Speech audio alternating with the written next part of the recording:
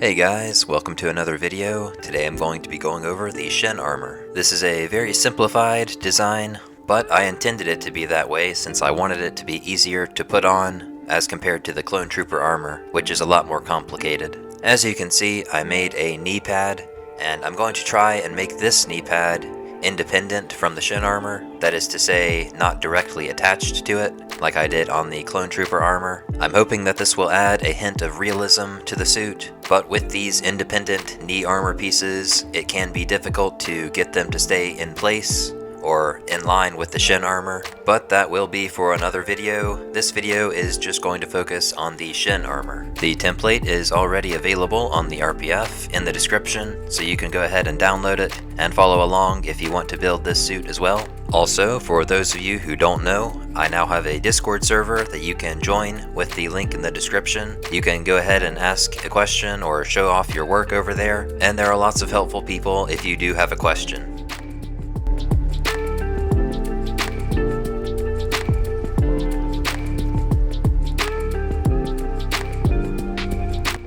Now let's go ahead and get into the build. This time around I'm actually using 5mm thick EVA foam, but it's about the same as 6mm, and if you can find 6mm then that's totally fine. But the reason that I'm using 5mm is because it comes in these longer sheets, and I'm going to need that extra length in order to fit the whole template onto it. On the template that I provided, I had to cut up the pieces in order to fit them onto the page, so there is a bit of a seam line in the middle, and if you want to avoid that seam line, then you're going to want to combine the templates by matching the numbers and taping the templates together before you cut it out of the foam. You'll notice that on this centerpiece I am beveling the edges when I cut. That just means I'm cutting at an angle, and I'm using this metal ruler to help me. Wherever there is a straight line I can use the metal ruler, but on some of the curved areas I'm going to have to freehand it. Just remember that when you're freehand cutting, try to go at a medium pace. You don't want to go too slow or too fast because you might slip and mess up. So just try to go at a medium pace and try to cut straight up and down. You don't want to accidentally bevel something that's not supposed to be beveled. In a minute you'll see me cutting these side panels, and these can be a little tricky because there is a beveled angle on the front facing edge, and you'll want to bevel it in the opposite direction on the other side because you want both pieces to bend around your leg. So just watch what I'm doing and make sure to bevel it in the same areas.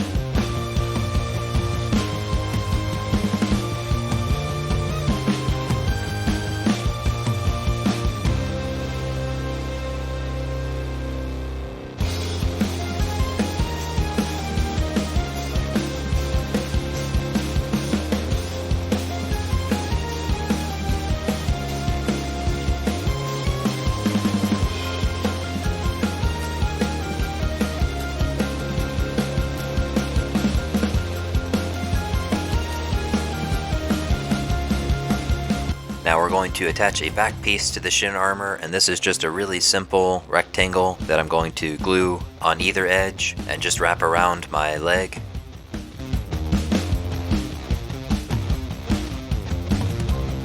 Now going back to the front part of the Shin armor, we're going to glue these beveled edges together, and this can be a little tricky because it's rounded and beveled and it doesn't want to go together naturally, which is why we really need to use contact cement here, because it's just a very strong type of glue that will force these two pieces to attach together and stay together. But if you are unable to use contact cement just because you're too young or if you don't have it near you, you can use hot glue, but you'll just want to go very slowly and attach each piece just a little bit at a time.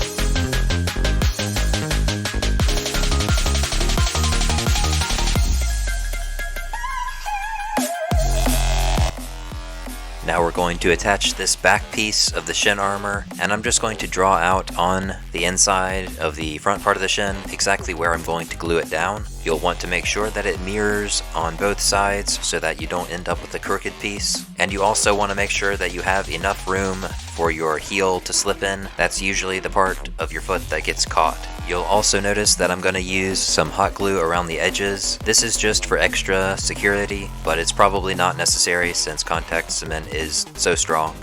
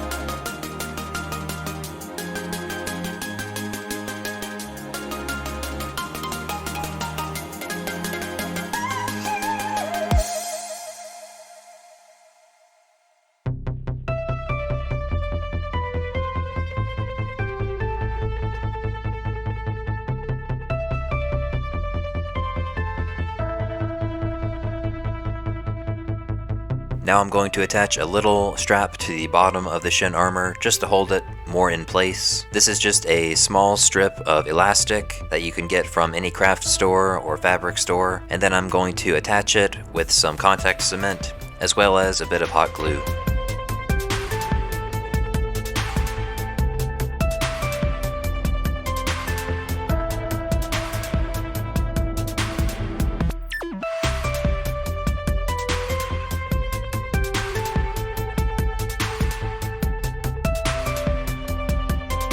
So that's really all I decided to do with the shin armor.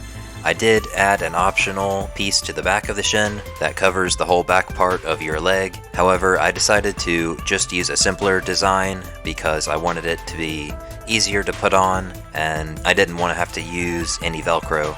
So thanks for watching, guys. Leave a like if you enjoyed the video, and if you have any ideas or concerns, feel free to leave a comment below. Also remember to visit my community tab where you can vote for the next costume that I'm going to make.